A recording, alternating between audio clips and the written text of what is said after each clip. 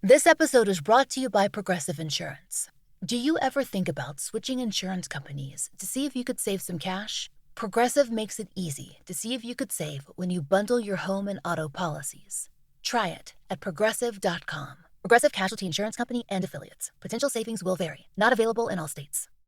Real quick, if you're into what we talk about here, you'll probably love the free stuff we've got waiting for you at papernapkinwisdom.com. Tools, templates, all that good stuff. It's free. Just ask. You can even head over to social. The link's in the bio. Welcome to Paper Napkin Wisdom, where we share pearls of wisdom shared by some of the world's top entrepreneurs, leaders, and difference makers. Here's your host, Govind Jayaraman. Hi, I'm Govind Jayaraman, and this is Paper Napkin Wisdom, episode 270. You're listening to Paper Napkin Wisdom, where we explore the transformative ideas that leaders, entrepreneurs, and change makers capture in just a few words. Words that often shape everything that comes next. Have you ever wondered what happens when you stop asking what's possible and start designing for it? Today's guest invites us into that space. The space between intention and impact, where purpose gets built brick by brick. David Umansky isn't your typical nonprofit leader.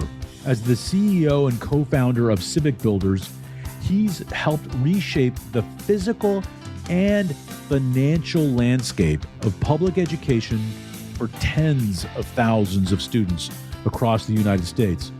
But his story isn't just about schools. It's about unlocking access, opportunity, and a better future through bold action and long-term thinking. In this episode, you'll hear how David took a structural challenge and turned it into a scalable movement, not just through vision, but through deeply collaborative design and courageous follow-through. What he wrote on his napkin might sound simple at first, but its meaning becomes more powerful the longer you sit with it. So, let me ask you this.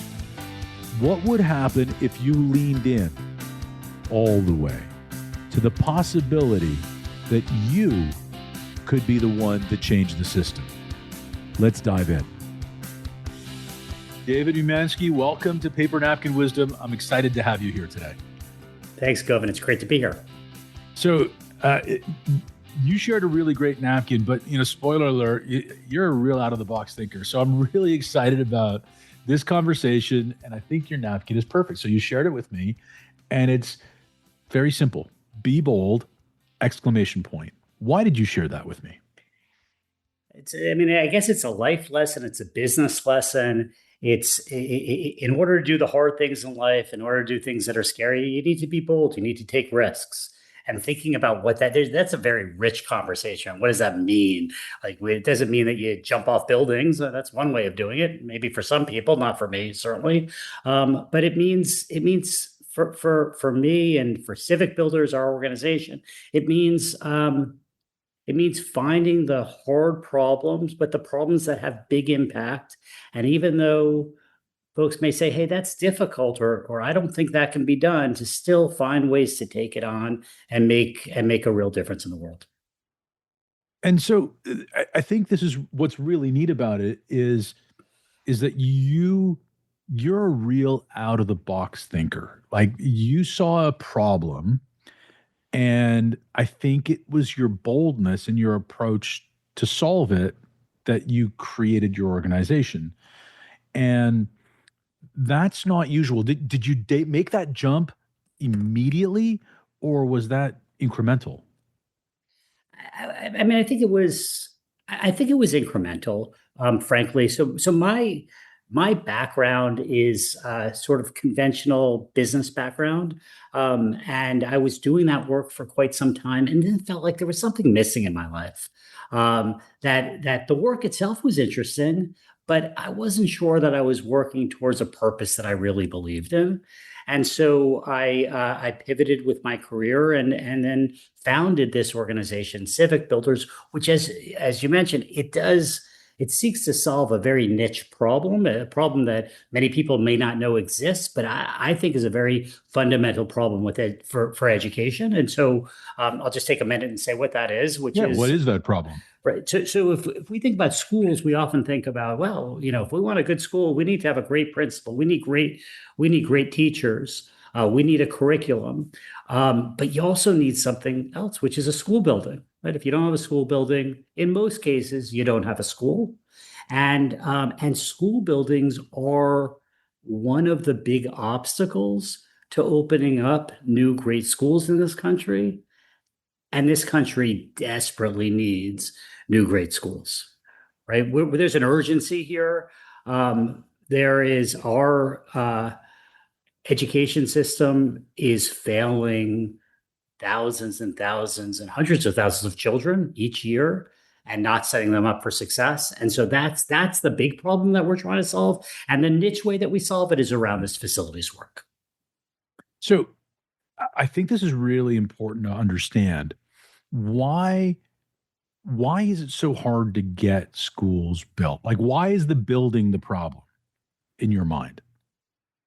Well, I guess I'd start out by maybe going back a little bit and saying, if you look at the bottom quartile of schools in this country, it is by and large the same schools in the that would have been in the bottom quartile, were in the bottom quartile 20 years ago. Mm. We have a real problem at turning around schools. It's a hard thing to do. And so that's one of the reasons that these things called charter schools have come into existence, which give young, well, not necessarily young, but education entrepreneurs the opportunity to open up new schools. And these people, they do tend to be younger, and they are energetic and creative, and they care about the work. And it's their job to hire all of the teachers and to organize the school. And still, they need to also worry about building the building. And that is often where they get stuck.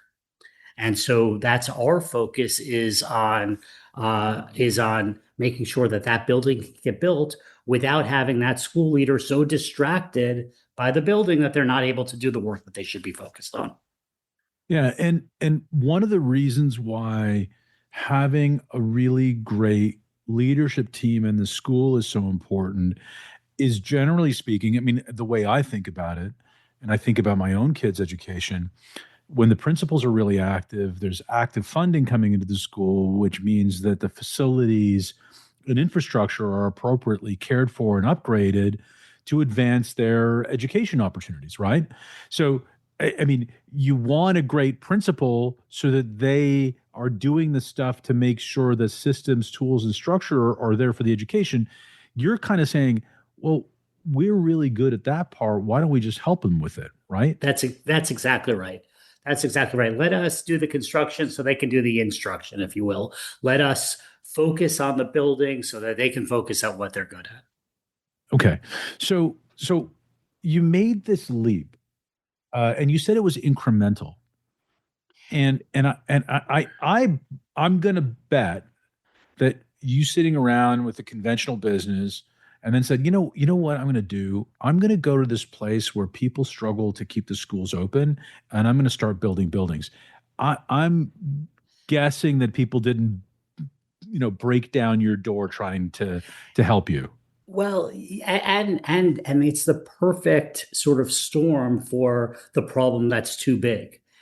You, David Umansky, working out of your basement, can solve this problem that requires tens of millions of dollars, sometimes for each school building. And at this point, we've worked with over 100 schools, and so the where we are today, I think is.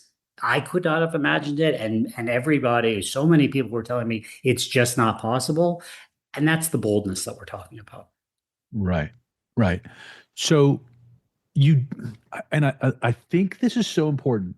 Your napkin is be bold, but you even said you didn't imagine that what you're doing today is possible, right? So this is the incremental nature of it, these micro goals along the way, because you're talking about solving a problem that municipalities are challenged by, That's right. that Yeah. district and state governments are challenged by, and if anybody's been paying attention to the news, is a pretty big hot button nationally as well, right?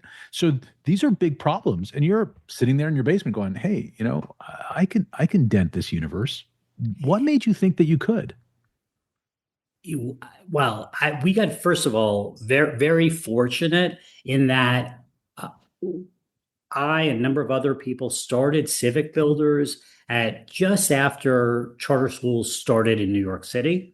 And there were a lot of philanthropists that said, we actually really do want to help. So normally, if you start a not-for-profit, you go around and you say, hey, I got this great idea. Please give me money for it.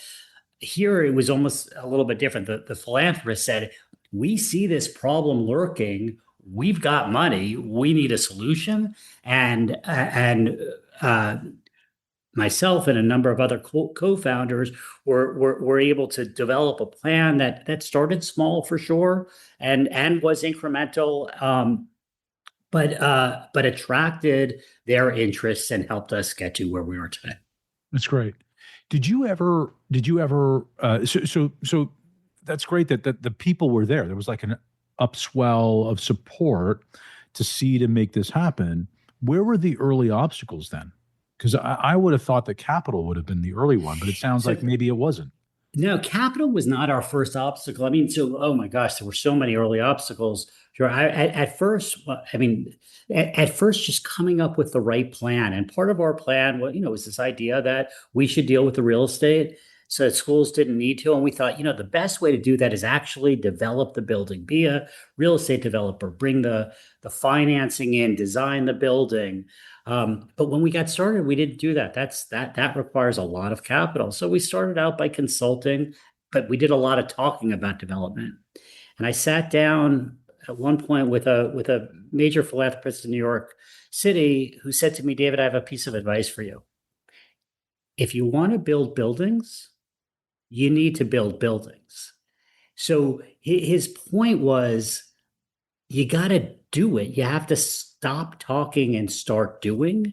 And so if you're asking about what some of the obstacles were, we ourselves were one of the obstacles. We ourselves, it's interesting. I hadn't quite thought about it like this, but we had to not just convince others, but convince ourselves that we were ready for this. And that's be bold, right? Like that's be bold, and that's you had a nice to bet on yourself. That's right, and that was a very meaningful conversation I had with this person, and that gave us the push to get started with the first building, and here we are, 110 buildings later. Amazing. So I think that for a lot of entrepreneurs, when you start that first thing, we have a hard time of making it bad and making it better. Like the first time we do it is never the way we're going to do it after 100 times, right? You've learned so much along the way. How did you, you're building schools though. So how did you make sure that in that process of continuous improvement, your stakeholders understood that the first time you did it wasn't going to be the one that you should be measured on? You should be measured on something else. Or was that something you even were aware of at the time? I think that's a great point. I'm not sure I was as aware of it as I should have been. That's mature management, right? That's saying, we're going to misstep. Let me tell you, I don't know what the missteps are going to be, but I know that they're going to happen. We did that a little bit back then. And then as we learned, we've done it, as we've had experiences, we do that more. And also people understand. Right? They understand that if you are trying hard, if you're succeeding a lot, but not always, they can give you some grace for some of those missteps. But to your philanthropist's advice, right? If you're trying hard, isn't just trying hard; it's doing hard. Like you were called to action, and that's what people forgave if you misstepped along the way. If you took the step and adjusted, they were willing to forgive that. But if you were just sitting around talking about it, they had, and I think that was his subtext, right? It was that we want you to do, we don't want you just to talk. And so talking is doing and making a mistake is much more forgivable than not doing. so the other thing that I think is really interesting about this is that you made a purpose-driven shift, right? For you, you were in business, and turned right and said, "No, there's something more. I want to do this other thing." What was that call to action? So that you talked about the call to action in the doing rather than talking. What pushed you from your old life to this new one? That's a great question. I think I've always had inside of me this desire to contribute in some way. Frankly, I think it comes from family, from religion. I, I'm Jewish, and we have this idea that about repairing the world, that it's important to repair the world. And that really sat with me. At the same time, I also had very conventional parents who wanted you to be a doctor or a lawyer or something like that. And so I chose business, but it never quite fell right. And I had sort of a split personality in that I was doing the work and I was volunteering and doing other things, and I wanted to bring those two things together. And when I started talking to people about it, I said, "Hey, I've got an MBA, and I'd like to work at a not-for-profit." And they said, "You should go out and get a social work degree. That's what people have who work at not-for-profits." And that wasn't me. I knew that that's not, that would not have satisfied me.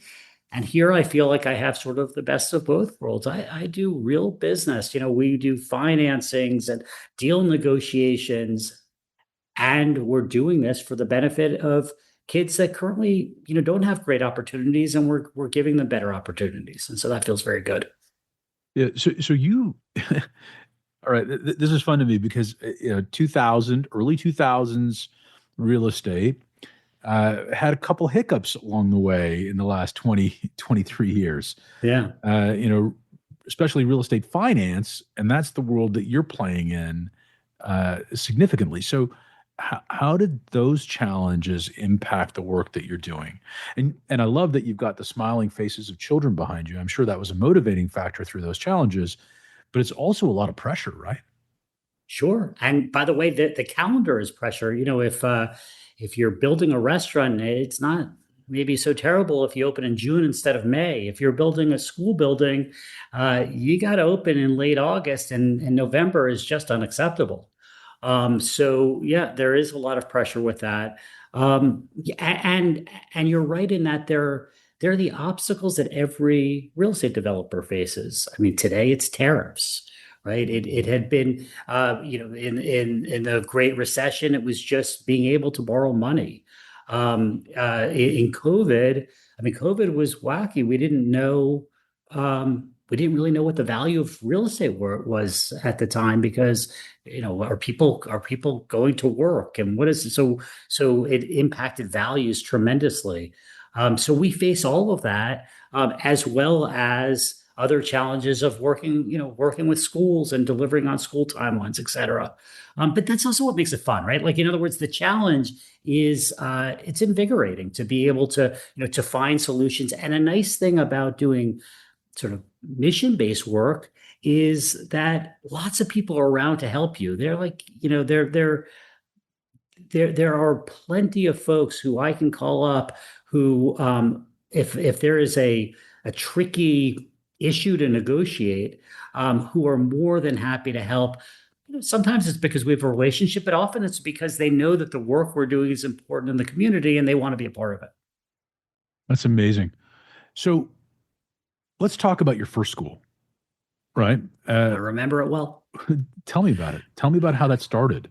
So the very first school is it's called the Bronx Charter School of the Arts, and it's a small school in Hunts Point, Bronx, which at the time was the a poorest congressional district in the United States, based on family income.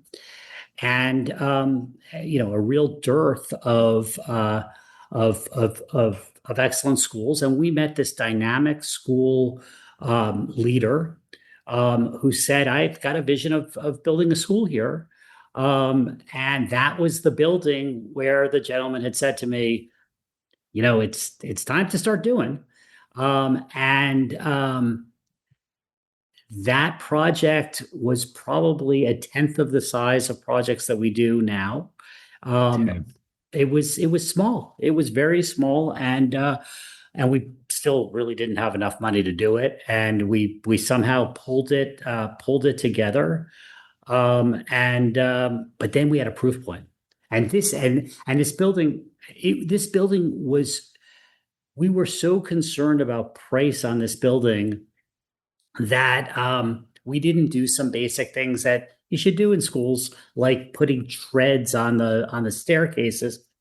And we had to come in after. We didn't have the $10,000 to add the treads, and we came in after and added the treads. But that's how tight things were. But once we got that building built, and it's a beautiful building with bright colors on the outside, like sort of colored bricks that are really beautiful, big wide hallways, lots of light.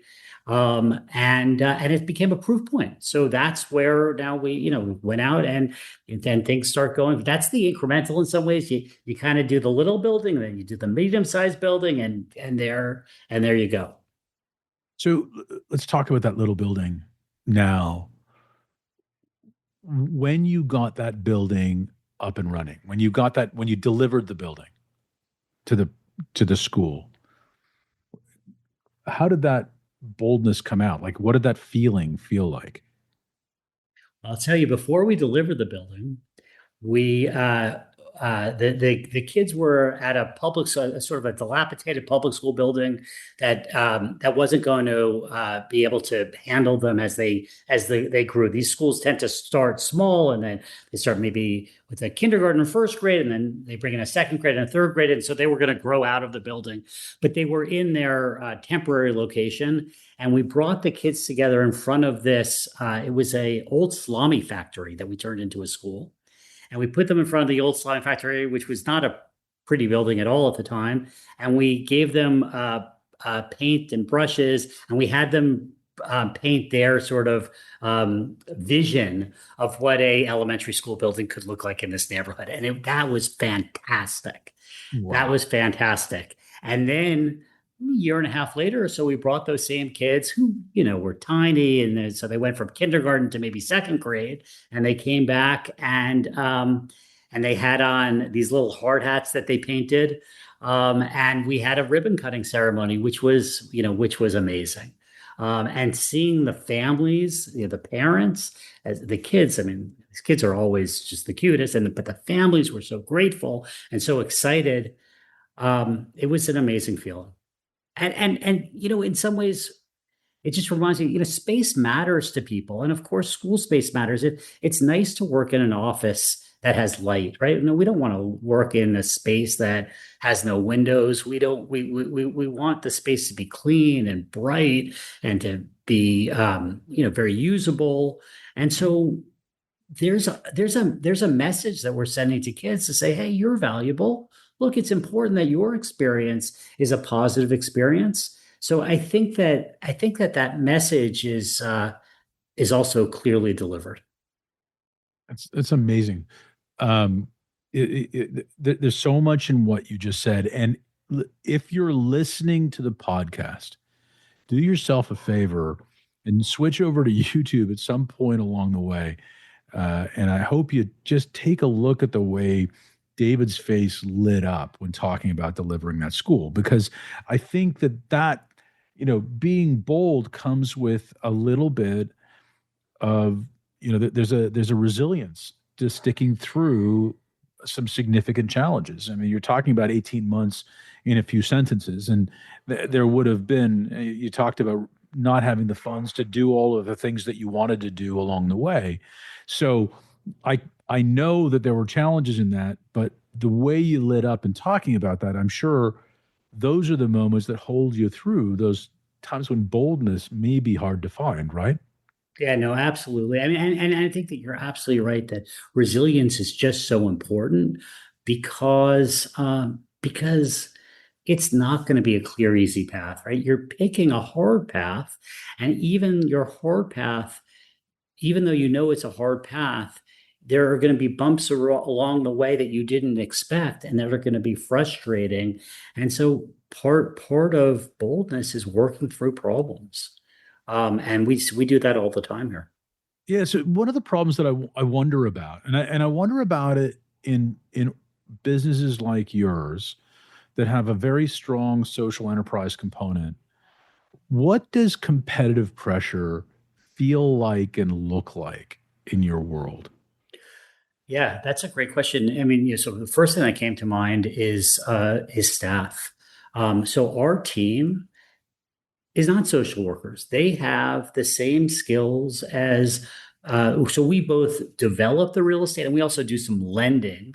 And so we've got people with strong financial skills, with strong real estate skills, with people who are lenders, people who are asset managers, all of these jobs that you could find at a bank or at another real estate company. And so we do have to compete. And something that I'm very proud of at Civic Builders is that we've got people who are at the top of their game. They're really good. So you're not getting a less good product because you're working with a nonprofit. You get a product and a team that is top notch, and doing that in a world where there's that sort of labor competition is tricky. And part of it is that we have to respond, and that we have to be good and fair to our employees, and part of their compensation is monetary, and part of their compensation is in the children's faces as they're going to do the work and to be in these communities. And so, we have the best of both worlds. We have folks who are really good at what they do and they care a lot. That's amazing. So you have to be competitive about people, and I think that's something that people take for granted. I think also another thing that people take for granted, and you went there right away, which I think is interesting. In a social enterprise, people take for granted that people will care about the purpose, right? A lot and enough. And sometimes, as leaders within those kinds of organizations, we care about the purpose so much we forget about our people. But that doesn't sound like that's what you do in your organization. Well, we try not to. I mean, we are learning along the way still, 23 years later. And we're a much bigger team now, right? It also feels, I mean, this is in addition to be a mission-based organization, we are an entrepreneurial organization. Started with 2 or 3 people, and now is 30 people. And the culture and the team environment is different as you go through that evolution. Mm. So what are the ambitious ideas ahead of you now? I mean, you've grown, you said 10x from the time that you were building the first school to now. You've built 110 buildings. Some of the stats that I got were 51,000 students impacted across 110 schools now, you say, nationwide. That's an incredible accomplishment. What's your next bold move? What's next? So maybe I'll bring us from when we got started. We just built the buildings. That was our focus. We said, oh, schools need buildings, so we're going to build the buildings. And in 2013, we said, wait a second, maybe we can help them in different ways at building their buildings. And so in 2013, we got involved in a tax credit program through the federal government, and we have accessed almost $400 million of these tax credits called new market tax credits. And we invest them in charter schools across the country for the benefit of schools. That kind of got us involved in financial services. We joined up with the Walton Family Foundation and have been for the past several years managing about a $400 million lending fund to lend to schools. So we are not just helping them now build the building, but sort of providing these wraparound services, all that relate to the building, because the school leader is still focus on what goes on inside the building. So the next thing for us, I think, is geographic expansion. So the development work for us happens in New York City and kind of the Northeast, and we're looking for what's the next place that we go. And the way we think about that is like, we don't want to go and build one building in Montana. We want to pick a geography and find like an ecosystem solution to their problems.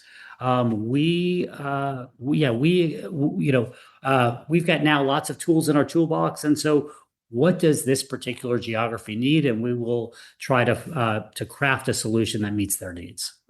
I love how your value proposition went from just building the building to this idea of an ecosystem solution to the challenges that face charter schools wherever they may be across America.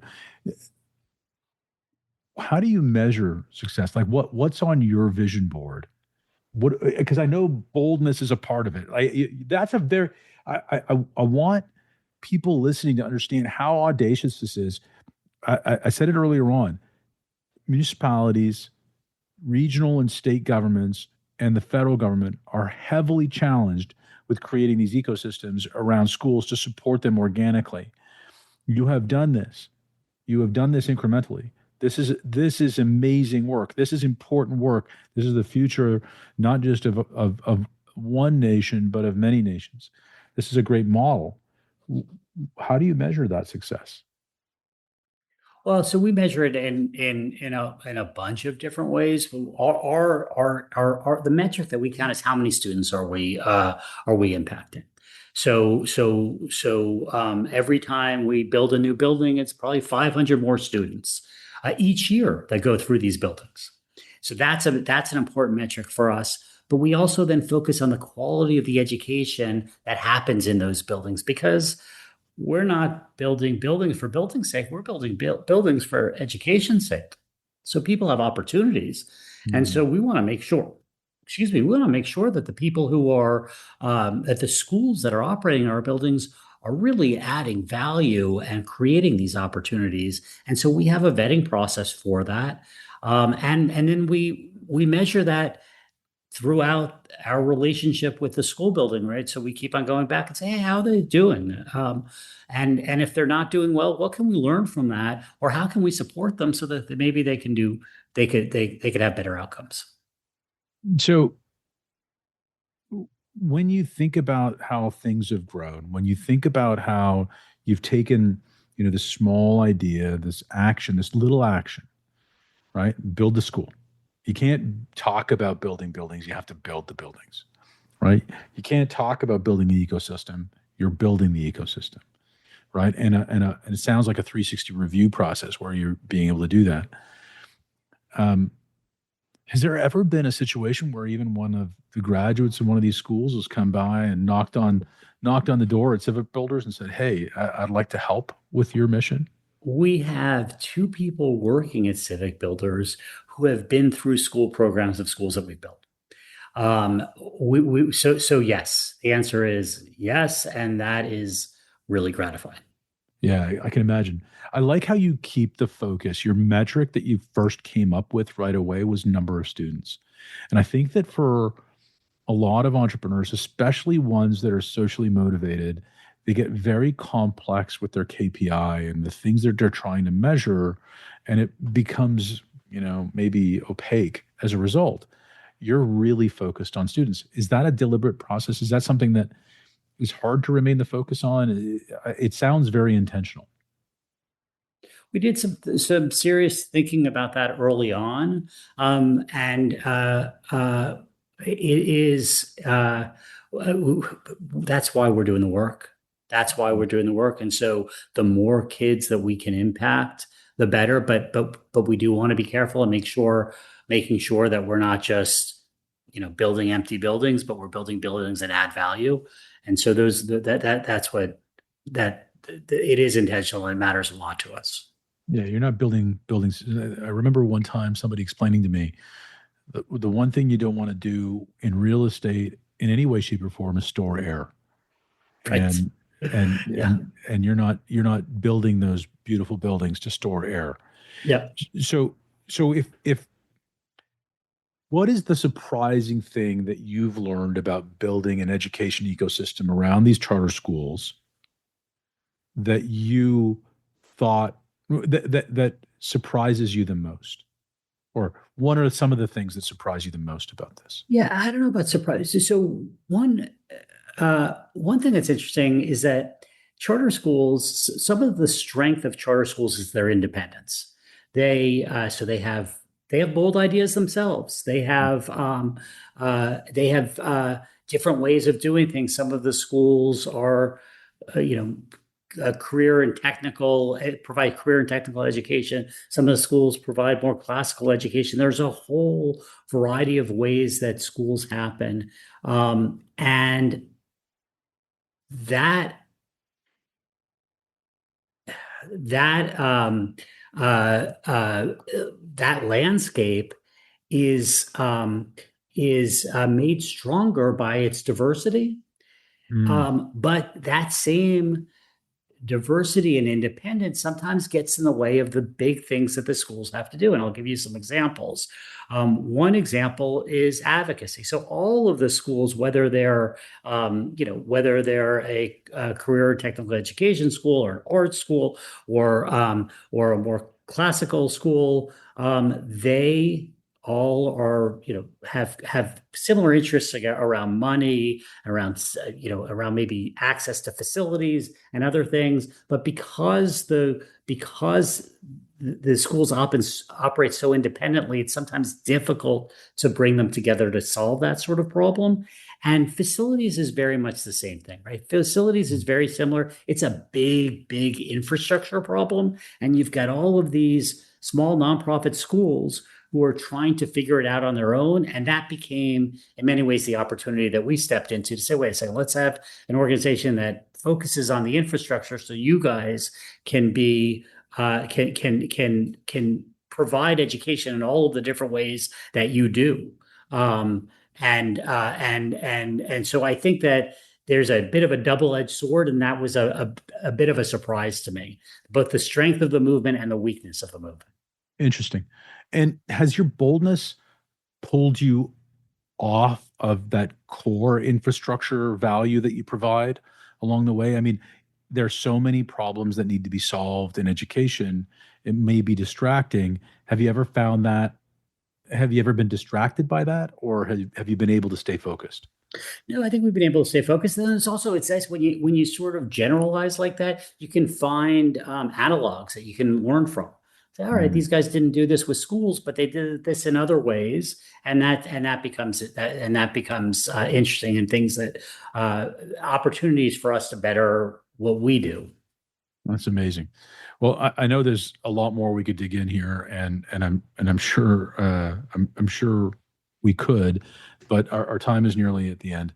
At In this season of Paper Napkin Wisdom, we've been shouting out a dear friend of the show. His name is John Rulin. He passed suddenly just a little bit earlier on this year, and he gave us a gift of a wonderful napkin many years ago, which was "What you appreciate appreciates." And he started a movement from that day on 14 years ago. He wrote a book called Giftology, which became an international bestseller, a business and a movement around gratitude. And so, ending every episode this season, we've been asking our guests to shout out someone or some people that would be important. Who would you like to shout out today? Well, first of all, I mean, thank you for the opportunity. Um, and I think I have a similar shout out. I had the real pleasure of working with a dynamic leader in education named Don Shalvey.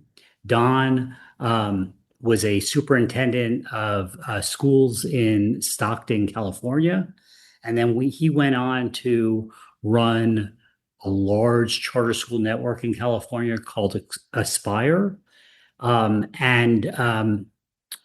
And then he went to the Gates Foundation, and he directed education philanthropy at the Gates Foundation for many years. He sadly passed away a year and a half or so ago. But Don was a big thinker and just had a heart of gold. Don actually, identified for us, he was very interested in helping this community in Rhode Island, centered around Central Falls, which is a 1 square mile uh, uh, community, sort of an industrial area.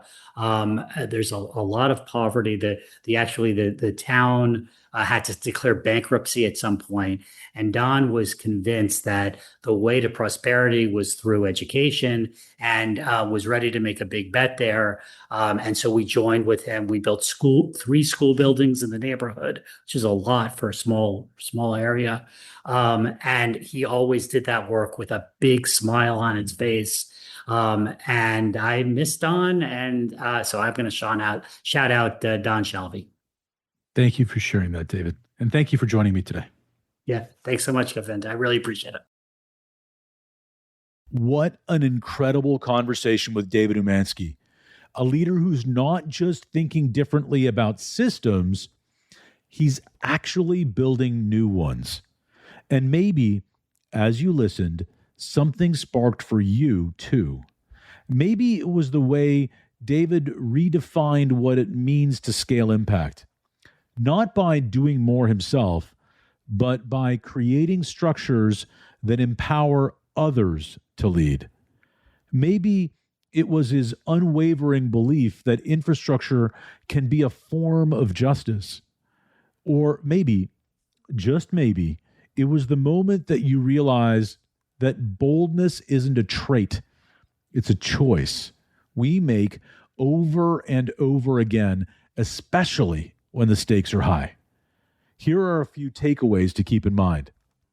Boldness is aligning courage with purpose, not just taking risks, but taking responsibility. Real transformation requires us to go beyond one-time fixes and build systems that work at scale.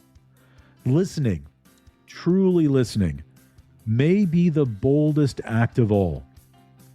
Feedback is fuel. When we design with those we serve, the results are always better.